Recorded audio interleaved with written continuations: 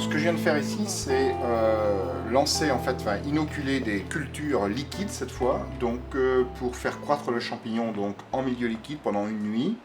Et pour inoculer ces cultures, donc, je suis allé chercher donc, des spores du champignon sur donc, une boîte de pétri, donc, qui avait poussé par conséquent sur milieu solide. Donc on gratte les spores, on les met dans une solution qui empêche les spores de s'agglomérer et on agite à l'aide d'un vortex pour bien homogénéiser justement, pour bien séparer les différentes spores. Et ensuite, donc, on les ajoute au milieu de culture qui contient tout ce qu'il faut pour que le champignon puisse croître, du sucre, de l'azote, toutes les vitamines dont il a besoin. Et on va le cultiver à 30 degrés pendant 15 heures sous agitation.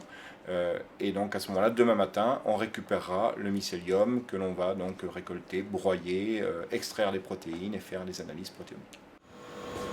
Donc là, on est 150 RPM, 30 degrés, donc 150 tours par minute sous agitation. Voilà, et on va laisser donc toute la nuit.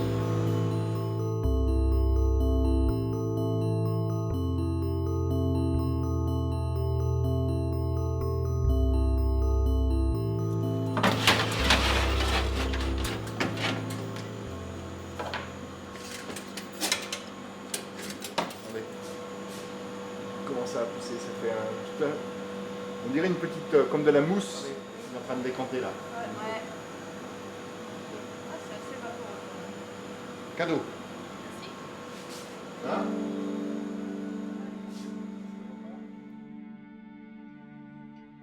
On va donc récupérer ce qu'on appelle le mycélium, c'est-à-dire l'ensemble des filaments du champignon qui auront poussé pendant la nuit à partir des différentes spores que j'ai utilisées pour inoculer les cultures.